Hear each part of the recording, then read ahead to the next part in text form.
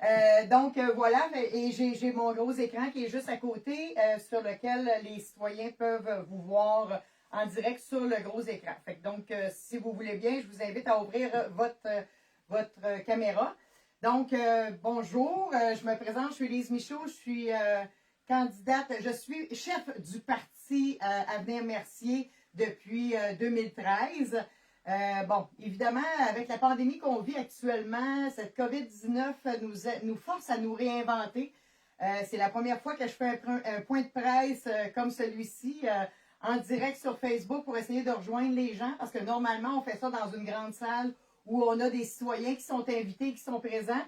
Malheureusement, comme c'est pas possible cette année, eh bien, on le fait de cette façon-ci. On le fait par vidéoconférence pour les médias et en direct sur la page Facebook du Parti Avenir Mercier.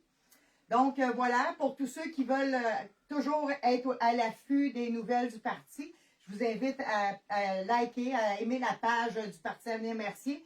De cette façon-là, vous allez être sûr de ne pas manquer les nouvelles qu'on va diffuser au fur et à mesure que ça va avancer. Évidemment, la pandémie nous a obligés à être extrêmement résilients en termes d'humanité. Ça a mis notre résilience à rude épreuve.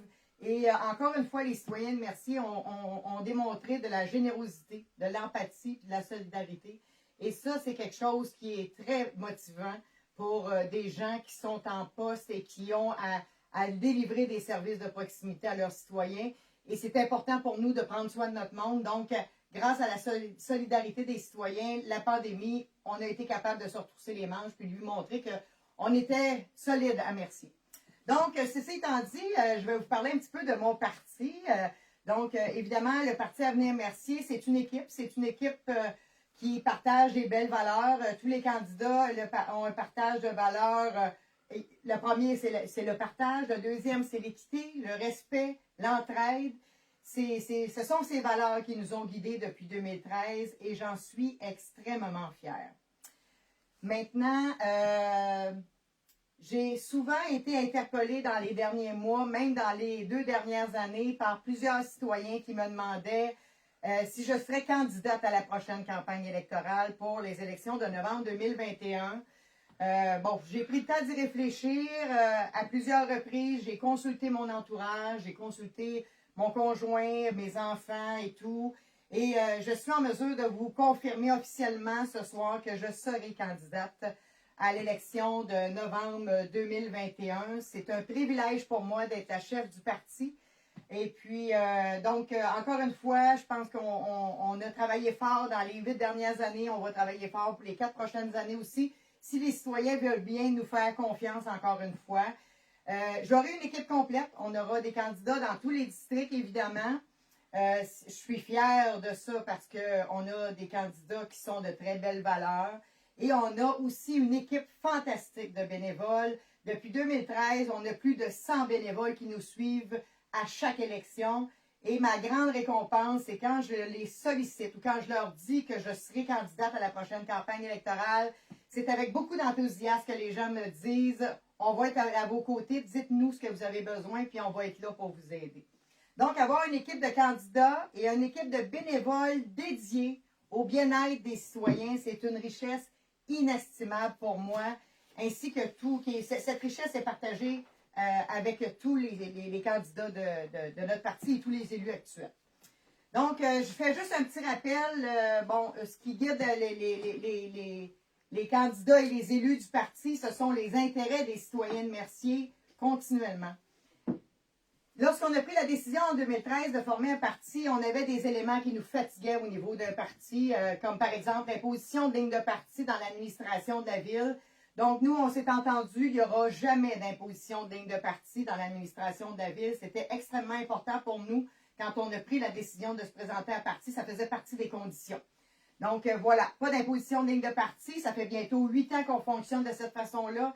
Les idées sont mises sur la table. Il y a un beau brassage d'idées qui se fait. Puis, on en arrive à prendre le meilleur de chacun pour en faire une décision la meilleure possible pour nos citoyens. Maintenant, quand on parle du financement, eh bien, ça, c'est quelque chose aussi qui nous fatiguait avec la constitution d'un parti politique. Donc, le financement de notre parti vient uniquement des candidats eux-mêmes ou de leurs proches, donc conjoints, enfants, père, mère, frère, sœur. Il n'y a pas d'autres personnes qui peuvent, on n'accepte pas de dons de d'autres individus au sein de notre parti. Au long de chaque année, la loi nous permet de faire des dons en tant que citoyens de Mercier.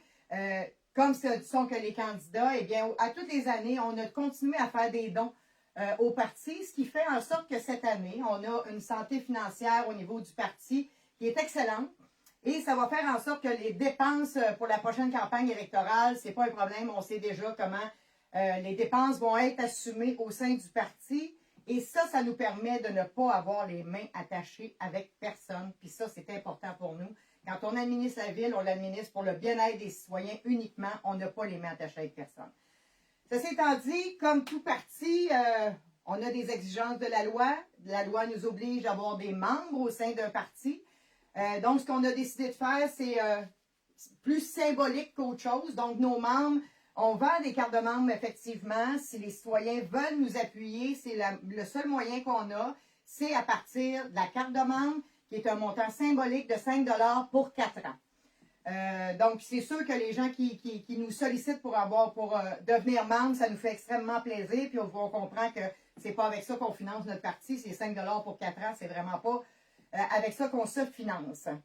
Maintenant, vous devez vous demander qui fera partie de l'équipe. Eh bien, on a eu une grande liste de gens qui souhaitaient se présenter à la prochaine campagne électorale au sein de notre parti.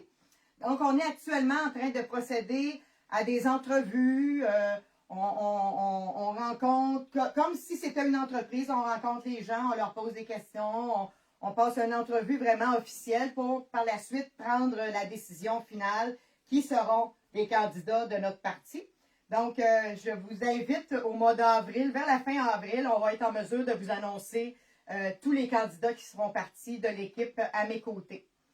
Maintenant, la mission, comme on vous l'a dit, c'est le service de proximité à nos citoyens de la plus grande qualité, toujours en respectant, pour du meilleur coût possible, toujours en respectant la capacité et la volonté de payer de nos citoyens. Ça, pour nous, c'est extrêmement important. Et puis, depuis 2013, eh bien, on a réalisé plusieurs projets. Ça aussi, vous allez avoir la chance d'avoir notre bilan qu'on a eu de 2013 à 2017, mais le bilan aussi de 2017 à 2021. Donc, on va vous présenter ça très bientôt. Et puis, pour atteindre tous ces objectifs, c'est important d'avoir une vision et un plan à court, moyen et long terme. Et pour y arriver, cette fois-ci, on veut mettre différentes façons de consulter les gens. Puis comme la COVID nous oblige à nous réinventer, eh bien, on va le faire de façon un peu différente cette année. Premièrement, les autres années, j'avais un comité au sein du parti qu'on appelait le comité jeunesse et le comité des femmes. Cette année, on s'est dit, on est rendu un petit peu ailleurs. Je pense qu'on est rendu à on doit aussi se réinventer de ce côté-là.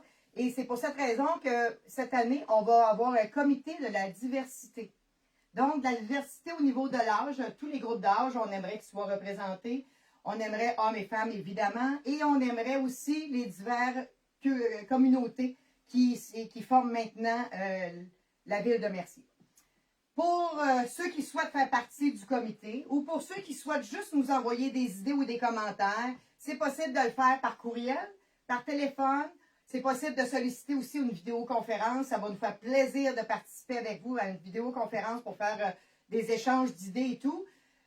Toutes ces informations de courriel, de téléphone, etc. sur notre site internet du Parti Avenir Mercier, tout est là, tout est disponible. Un coup qu'on aura rassemblé un maximum d'idées possibles, eh bien évidemment, tous les candidats qui auront été sélectionnés vont participer à un lac à l'épaule, une journée complète où on va pouvoir faire un brassage d'idées tout le monde ensemble, puis s'entendre sur les grandes priorités qu'on va mettre de l'avant pour les 4 prochaines années. Donc, prendre soin de nous, c'est important. On est en mode COVID. Il faut continuer à prendre soin de nous. Il faut continuer à être prudent, à se protéger. C'est comme ça qu'on va arriver, on va réussir à passer au travers de ça.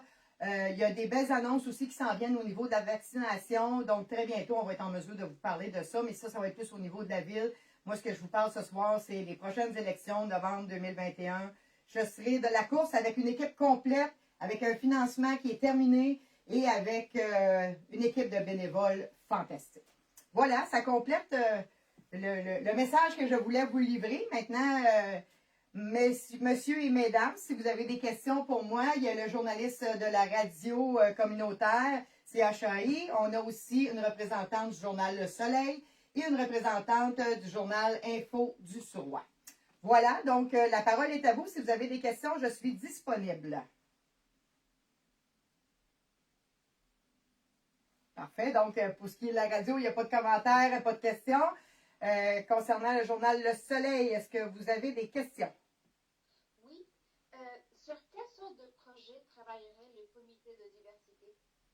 Surtout, il n'y a pas de ligne de tracé. Ce que je souhaite, c'est qu'on parte d'une page blanche et que j'entende comment les gens rêvent notre ville, comment les gens ont le goût de voir la ville de Mercier dans les années qui s'en viennent. Fait que vraiment, il n'y a pas rien comme tel de déjà précis parce que justement, je ne veux pas qu'il y ait un carcan. Je veux que les gens soient libres de dire et de faire et d'échanger avec nous comme bon leur semble. OK. J'avais une autre question. Il y a d'autres maires et mairesses à travers le Québec qui ont décidé de ne pas se présenter pour un nouveau mandat à cause de propos haineux sur les réseaux sociaux. Est-ce que vous avez pris quelques moyens, mais est-ce que c'est quelque chose qui vous inquiète? Effectivement, c'est quelque chose qui a fait partie de ma réflexion. Heureusement, nous, on a pris des démarches, on a fait des choses qui ont fait en sorte que c'est complètement arrêté. Notre objectif, c'était justement ça, de faire en sorte qu'on arrête la diffamation et les attaques tout à fait gratuites sur les réseaux sociaux. Et honnêtement, pour l'instant, en tout cas, je peux vous dire que c'est complètement terminé. Fait que, puis, donc ça a fait partie de ma prise de décision, mais aussi ce qui fait partie de ma prise de décision, puis de la prise de décision des gens qui vont se présenter avec moi, c'est on ne peut pas céder à ce chantage, on ne peut pas céder devant l'intimidation qui est faite et la diffamation qui est faite, parce que dans ces cas-là, ces gens-là vont avoir gagné.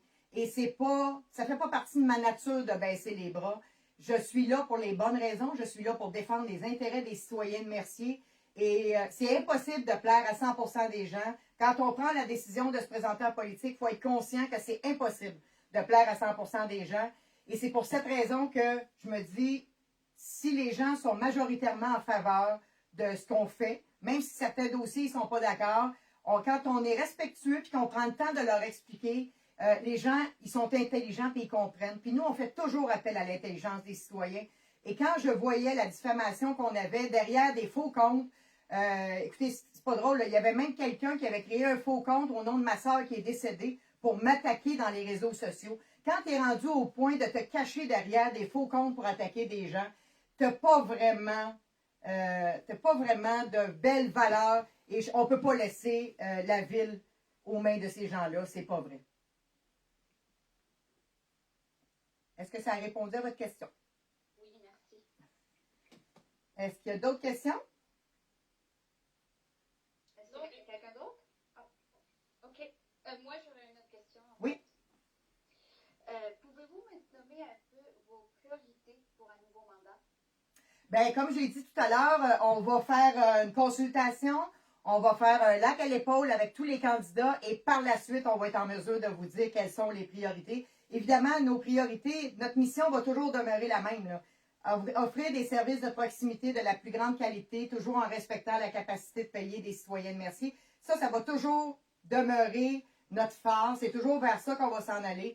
Avoir des meilleurs services de proximité le mieux possible. Mais pour ce qui est des projets très, très, très précis, vous allez me permettre d'attendre, de consulter tout mon monde, puis d'avoir mon comité de la diversité qui va sûrement nous amener ailleurs, qui va sûrement nous amener de belles réflexions et probablement de beaux projets qu'on va pouvoir partager avec vous un coup qu'on aura terminé cette consultation-là. OK. J'ai une dernière question. Oui. Étant donné que vous n'avez pas actuellement d'opposition à l'intérieur du conseil, comment accueillez-vous des conseillers d'autres partis qui sont élus? Ah ben, à même titre qu'on l'a fait en 2013, je rappelle qu'en 2013, quand j'ai été élue, il y avait 5 personnes de mon parti et 2 personnes indépendantes qui avaient été élues et on a travaillé tout le monde ensemble. D'ailleurs, M. Drolet, Philippe Drolet, qui était conseiller indépendant au premier mandat de 2013. En 2017, il a accepté de se présenter avec nous parce que ça s'est fait naturellement.